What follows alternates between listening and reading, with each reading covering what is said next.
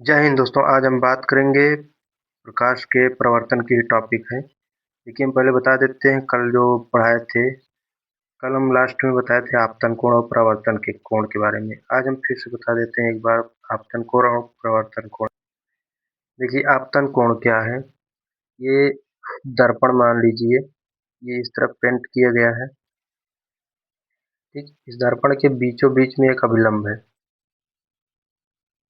ठीक, हमने कल बताया था कुछ इसके बारे में, आपको अगर न समझ में आया हो तो कमेंट में बताइए। यदि अगर ये न समझ में आ रहा हो तो आप इसके पहले वाला वीडियो देखिए। इस तरफ से जो किरण आती है इसे बोलते हैं आपतित किरण, और ये अभिलंब से टकरा के वापस उसी माध्यम जिस माध्यम में आ रही थी चली जाती है।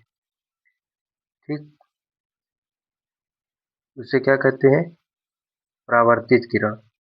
तो इस आपतित किरण जो आई, ये अभिलंब से टकराई, इसके आपतित किरण से टकराने के बाद जो कोण बनता है इसको बोलते हैं आपतन कोण।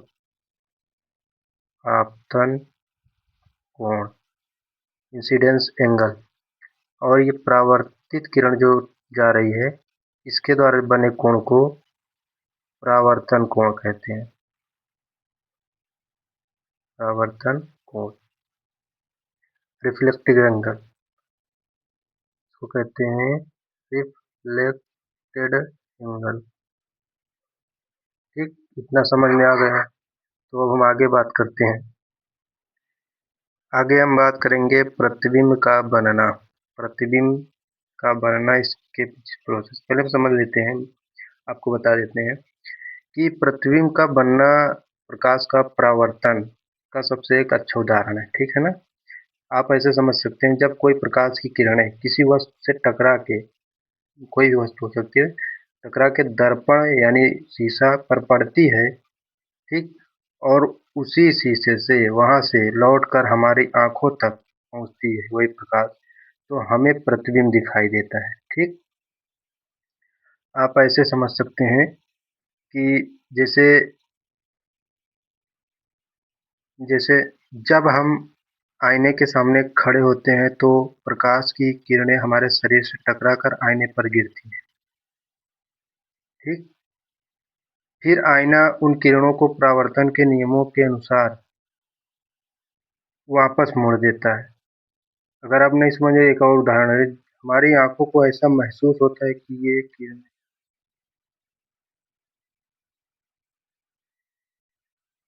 देखिए, प्रकाश की किरणें हमारे शरीर से टकराकर आईने पर गिरती है, फिर आईना उन किरणों को परावर्तन के नियमों के अनुसार वापस मोड़ देती है।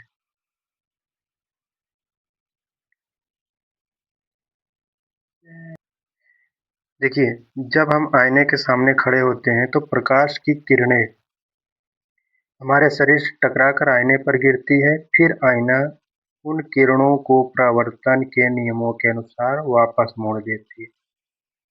लेकिन हमारे आंखों को लगता है या ऐसा महसूस होता है कि ये किरणें आईने के पीछे किसी बिंदु से आ रही हैं। इसी बिंदु पर हमारी आकृति बनी होती है और इसी आकृति का नाम प्रतिबिंब होता है। अगर आपको नहीं समझ में आए, दूसरे हिसाब से मिलते हैं। जब कोई प्रकाश की किरणें किसी वस्तु, जैसे मान लेते हैं आपका चेहरा ही है, ठीक, उस पर पड़ती है तो वे वहां से टकरा कर आपके चेहरे से टकरा कर दर्पण यानी आईने की ओर जाती है। फिर दर्पण उन किरणों को परावर्तित कर देता है। समझ में आया? परावर्तित मतलब वापस कर देता है। जब ये परावर्तित किरणें हमारी आंखों में प्रवेश करती हैं, तभी हमारे दिमाग को लगता है कि पीछे की ओर बढ़ाकर देख, हमारा दिमाग जो है पीछे की ओर बढ़ाकर देखता है, जहाँ वे मिलती हुई मतलब आपको महसूस होता है, वही प्रतिबिंब है। समझ में आया? प्रतिबिंब मतलब जो आप सामने देख रहे हैं शीशे में, आपकी हूबहू मतलब उस तरफ होता है ना, तो वही प्रतिबिंब यानी चित्र है। देखिए, प्रतिबिंब के प्रकार कितने हैं?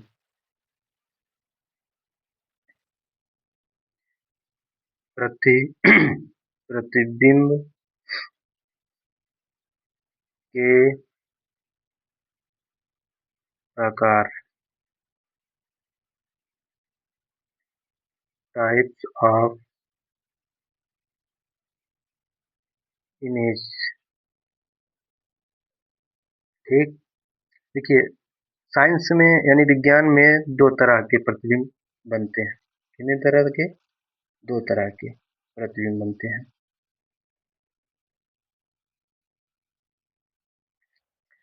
पहला होता है जिसे आप लोग कहते हैं आभासी प्रतिबिंब, नाम से ही पता चल रहा है। इसको इंग्लिश में कहते हैं वर्चुअल इमेज। दूसरा है वास्तविक प्रतिबिंब, इसे कहते हैं रियल इमेज। हम सबसे पहले आपको बताएंगे आभासी प्रतिबिंब क्या है।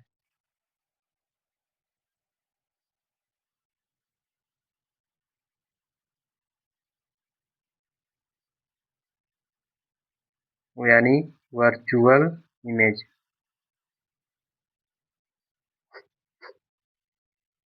देखिए, आभासी क्या? आभासी, आभास मतलब हो रहा है, इसके शब्द से ही पता लगता है। देखिए, ये मतलब ये ऐसा चित्र, यूं कहें ये ऐसा प्रतिबिंब है जिसे हम यानी शीशा शीशा में देखते हैं। शीशा जो आप नॉर्मली रोज देखते हैं, दर्पण यानी आईना, इसे किसी पर्दे पर हम नहीं उतार सकते। पर्दा मतलब जो आप कोई पर्दे पे पिक्चर देख, प्रोजेक्टर के माध्यम से उस पर नहीं उतार सकते। या हमेशा क्या होता है? सीधा होता है। हमेशा यह सीधा होता है।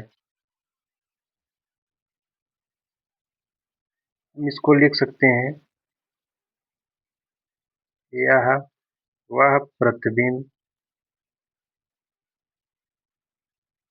यह वह प्रतिबिंब होता है जिसे हम आईने में देखते हैं।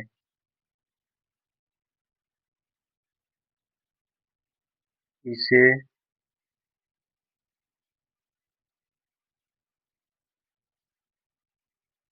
किसी पर्दे पर नहीं उतारा जा सकता है। और इसकी एक खासियत होती है कि यह हमेशा आपको सीधा दिखेगा। हमेशा सीधा होता है। सीधा का मतलब ये है कि अगर आप इस दर्पण के सामने खड़े होंगे, तो यहाँ आप खड़े हैं ना, तो इस दर्पण के सामने अगर देखेंगे तो इस दर्पण में ऊपर चेहरा रहेगा और नीचे पैर रहेगा, और आपका भी ऊपर रहेगा चेहरा और नीचे पैर रहेगा, यानी ऊपर सिर और नीचे पैर, ऊपर से नीचे पैर। इसको कहते हैं सीधा। ठीक।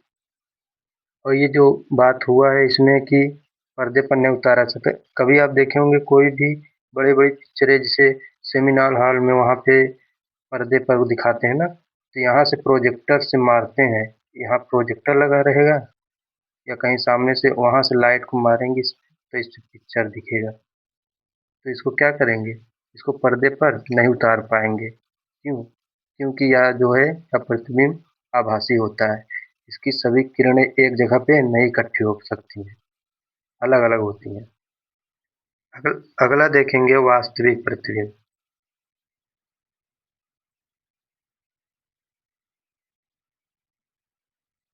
वास्तविक प्रतिबिंब जिसे कहते हैं वर्चुअल इमेज।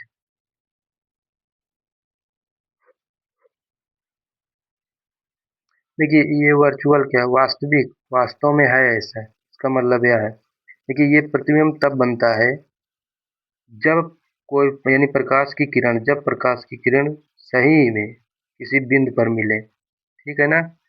क्योंकि इसमें देखिए प्रोजेक्ट में ये एक बिंदु पे नहीं मिल रही थी, जबकि इसमें वो मिलती है एक बिंदु पे। यह हमेशा उल्टा होता है हमेशा उल्टा। और इसे पर्दे पर देखा जा सकता है, इसे पर्दे पर देख सकते हैं, ठीक है ना। जैसे आप देखे होंगे सिनेमा हॉल में। अभी हम बताएं, इसका पहले आप परिभाषा लिखा देते हैं। यह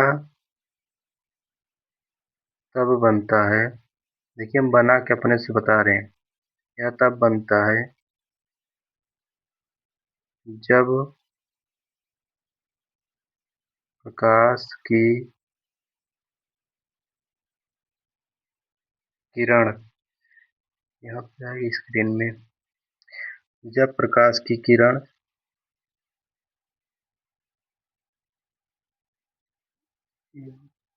जब प्रकाश की किरण सही सही कोई बिंदु, किसी बिंदु पर मिलती है,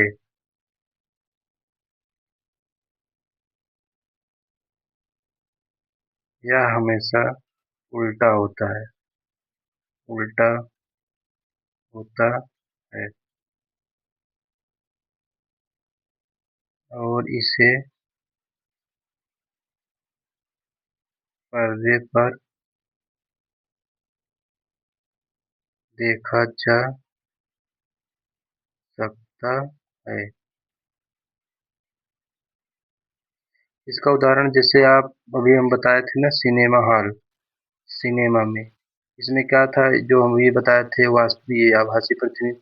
इसमें इससे क्या वो किरणों को उस पे नहीं इकट्ठा कर सकते, लेकिन इसमें वास्तविक प्रतिबिंब में इकट्ठा हो सकता है, इसलिए सिनेमा हॉल में के पर्दे पर इसके प्रकाश को उतारा जा सकता है। ठीक। बाकी अपना ख्याल रखिए। जय हिंद।